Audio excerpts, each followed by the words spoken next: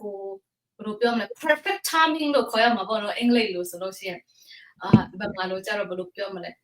အချိန်ကွက်တီလို့ဘာလဲဒီ perfect timing ကိုကျမတို့စောင့်နေရင်းနဲ့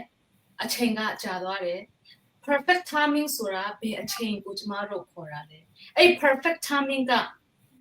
စောင့်စရာလိုသလားပေါ့နော်အဲ့လိုမျိုးပုံစံပေါ့နော်အဲ့လိုမျိုးပုံစံလေးတွေနဲ့ရှင်တယ်ကျမလည်းပြောတော့ပါစကားလည်းရှုပ်ကုန်ပြီဆိုအဲ့ဒါပြောမယ်ကျမပြောချင်တဲ့ဟာသူတို့နားလေတယ်ကဲဘယ်လိုတမ်းလဲပြောလိုက်ဆိုတော့ perfect time ပေါ့နော် perfect time ကိုစောင့်ရမလားဆိုတဲ့ဟာကြတော့ပြောရခက်တယ်ပေါ့နော်ဘာလို့လဲဆိုတော့တယောက်နဲ့တယောက်ကျမတို့အချီနီချင်းပေါ့နော်ပြီးလို့ရှိရင်ကျမတို့အမြင်တွေးခေါ်ပုံချင်းတာလည်းမတူတဲ့ခါကျတော့ဘယ်လိုပြောမလဲဒီဟာကအကောင်းဆုံးချင်းဆိုတာကတော့ကျမအနေနဲ့တော့ပြောဖို့ခက်တယ်ပေါ့နော်ဆိုတော့ဒီလုပ်ငန်းမှာတချို့ကကျတော့ခုဘလို့စချင်နေဒီလုပ်ငန်းကိုလည်းစိတ်ဝင်စားတယ်ဒါပေမဲ့ကိုယ့်ရဲ့မိသားစုမှာကိုယ့်ရဲ့ personal မှာလိုအပ်ချက်ဒီအစီအမပြေမှုတွေအခြားကိစ္စတွေလည်းအများကြီးရှိတဲ့ခါကျတော့ဒီဟာဒီအရာတွေကိုဦးစားပေးပြီးမှစမေးဆိုတဲ့ဟာတွေလေးရှိတယ်ပေါ့နော်ဆိုတော့မိသားစုကိစ္စနဲ့လည်းစီးပွားရေးတစ်ခုဖြစ်တဲ့ခါကျတော့ငွေကြီးရလည်းလိုအပ်လာတဲ့ခါကျတော့အမျိုးမျိုးရှိနိုင်နေပေါ့နော်ဆိုတော့အဲ့ဒီအခြေအနေများစွာထဲမှာတစ်ခုပေါ့နော်ဒီကျမတို့ကဘယ်လိုပြောမလဲတချို့ဆိုလို့ရှိရင်အဲ့ဒီကိစ္စအများကြီးထဲမှာတချို့ဆိုလို့ရှိရင်တခုချိန်မှာကျမအလုပ်များတယ်ဆိုတဲ့သူတွေလည်းရှိပါတယ်ဥပမာအခြားအလုပ်အကိုင်တစ်ဖက်ရှိတဲ့အတွက်ကြောင့်ဒီဖက်ကိုစိတ်ဝင်စားပေမဲ့အချိန်မပေးနိုင်သေးဘူးနည်းနည်းအချိန်ရမှဆိုတဲ့ဟာတွေကိုလေးရှိတယ်ပေါ့နော်ဆိုတော့ဒီလူမျိုးကိုအချိန်နဲ့ပတ်သက်ပြီးမှပြောမယ်ဆိုလို့ရှိရင်တော့ perfect time ကတော့ရဖို့တော့ဒီရှိလာမယ်မထင်ဘူးပေါ့နော်ဘာလို့ဆိုတော့အချိန်နဲ့ပတ်သက်လာပြီဆိုလို့ရှိရင်တော့ကိုကပဲ manage လုပ်တတ်ဖို့လိုတယ်ဒီ24 hour အတွင်းမှာကိုကမရအောင်ဘယ်လိုမျိုးနဲ့အခြားအရာတွေကိုဘယ်လိုမျိုးနဲ့အချိန်ဖယ်ပြီးလုပ်ရမလဲဆိုတဲ့ဟာလေးကိုပေါ့နော်ကိုဖက်နေတော့အဲ့ဒီတစ်ခုကိုတော့စဉ်းစားစေချင်တယ်ဘာလို့လဲဆိုတော့တခါတလေကျတော့လေကျမတို့မအားဘူးဆိုတာကလေကိုက management အချိန်ဒီစီမံခန့်ခွဲမှုမတက်တဲ့အတွက်ကြောင့်လည်းအများကြီးပါတယ်ဆိုတော့မလူတဲ့နေရာမှာကျမတို့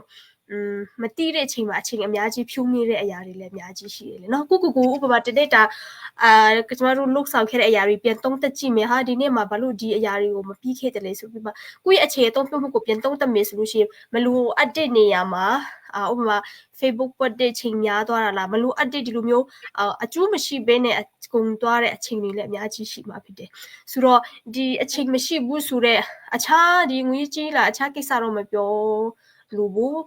ဒီအချင်းမရှိဘူးဆိုတဲ့အရာနဲ့ပတ်သက်ပြီးမှ perfect time စောင့်မယ်ဆိုလို့ရှိရင်တော့ရှိလာမှာမဟုတ်ဘူးပေါ့နော်ဆိုတော့အချင်းနဲ့ပတ်သက်တယ်ဆိုလို့ရှိရင်တော့ခုအချင်းကအကောင်းဆုံးချင်းဖြစ်တယ်ကျမတို့မှလုဆရာရှိတဲ့အရာကိုခုအချင်းလုတာကအကောင်းဆုံးဖြစ်တယ်နောက်ရွှေ့အချင်းဒီ postpone လုပ်တယ်ဆိုလို့ရှိရင်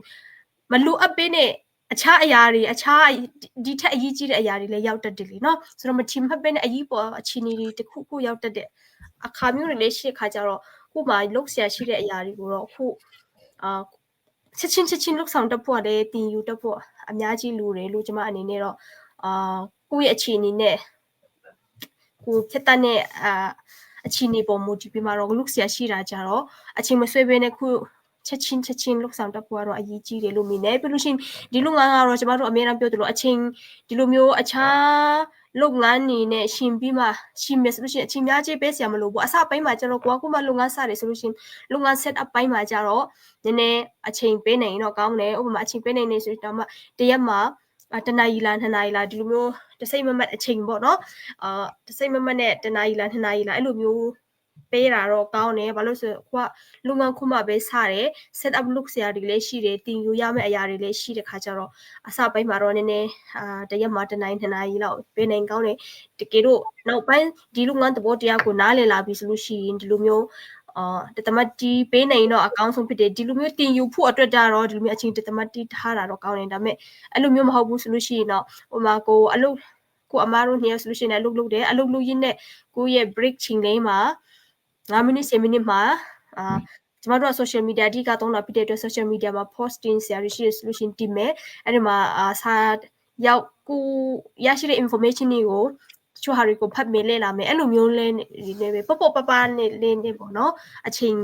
ဒီအရာတွေအတွက်ပေးပြီးမှလှုပ်ဆောင်သွားလို့ရတယ်ပေါ့နော်ဆိုတော့အချိန်နဲ့ပတ်သက်ရင်တော့အချိန်